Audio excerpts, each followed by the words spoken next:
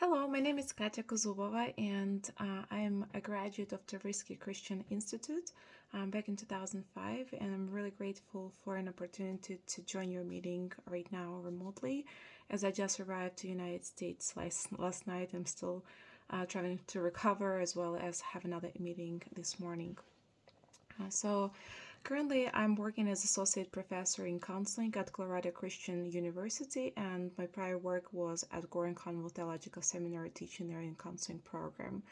Um, so um, this past 5 weeks, I had an opportunity to visit my family and my parents, my brothers, as well as to reconnect with people from past in Ukraine, as well as to serve people in the way I could during this past 5 weeks, as it still actively war is going on in Ukraine.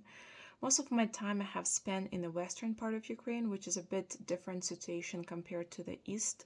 But I also had an opportunity to visit my hometown, which is in Dnipropetrovsk region, which about 50 miles, 50 kilometers right now from the a lot of activity that happens that surrounded by occupants. So let me share a little bit about my thoughts as much as I processed so far, because a lot of emotions have um, happened or have been evoked in me over these past 5 weeks, good and bad and in between. But let me share with what I have noticed. First of all, I've noticed tons of openness of people who experiencing actually trauma right now, the ones who are actually coming to the west of Ukraine. So people who live in west, they are affected, but not as much as people who are relocating from east. Many people who relocate to west from east have go through this experience second time.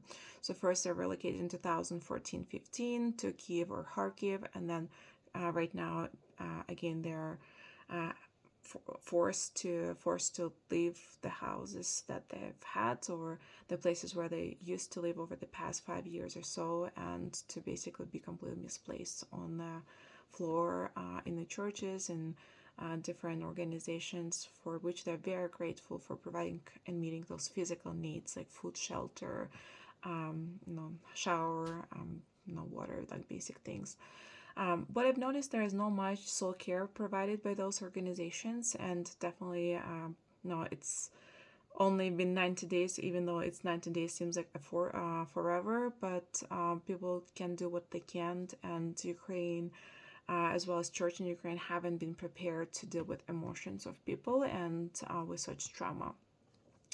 So that being said, there's tons of openness for people to talk about their story, and actually there's a huge need for helping people to tell their stories, to share their inner experiences, what they felt, what they thought, not necessarily what they saw as facts, but what they have seen and what they've been through have impacted their life, and basically kind of what is their testimony of the war in Ukraine. So what is your story, and helping to share with that story. Also, what I've noticed, there's tons of openness from young adults in church in Ukraine to hear those stories and help people and have this desire to help. But there's also a gap in how to do it, not bring more harm, but also how to handle and deal with all the stories and emotions they basically suck in, receive from the people they talk to. So those kind of things that again, there's a much need for sharing the story, for putting helping people to find hope and meaning in life, and have this opportunity to evangelize people, or again, like providing their needs but also sharing with the gospel is a huge opportunity right now. Additionally, what I see that church and pastors in church are not necessarily open to provide this care maybe in the way that people or we understand in the West. So definitely they do acknowledge the need, they see the need, they're very much afraid of psychology and even word of counseling in the way we understand it in the West. So most of the time you need to talk about that as a soul care, but also it's basically minimizing to like more listening to a person with the purpose of evangelization, which is it's true. That's what our ultimate goal, to help people to find hope and hope in Christ, and only Christ can heal. At the same time, kind of go about that with a knowledge of science or scientific methods is really important as well, because God gives us this opportunity to learn about how He created us, also how He created our psychology, our mind, our emotions, and our behaviors. And so that's, I believe, it's a misservice not to utilize that, and again provide a proper care, not harmful, because again people are very vulnerable right now, and there's so much more harm can happen and be done to people we interact. So that being said, that I honestly don't see that counseling is right now going to go well through the church, but more so from the avenue of a Christian organization that is open to provide the ongoing trainings for young adults or people who want to talk to work with people who are traumatized right now and have an ongoing relationships with those trainers or professionals that can support people who listen to Ukrainian people right now. So perhaps, I don't know if TCI can be that place, or some other organizations can also be those places. I'm still trying to figure out how to best fulfill this need properly and ongoingly, because I know that there's a big tendency to have things start as it's acute, but then it dissipates with time. Even when we do interventions in research, after 6 months, the effect is actually kind of goes away.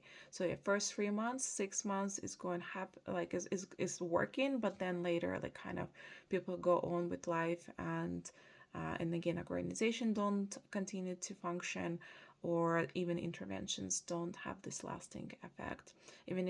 Even right now I can see that's happening in Ukraine, how just last night arriving to America, I've talked to a few people who live here, and I say, hey, like what's the news are right now about Ukraine, and people say, well, it's actually kind of goes away, which is not what's happening in my homeland.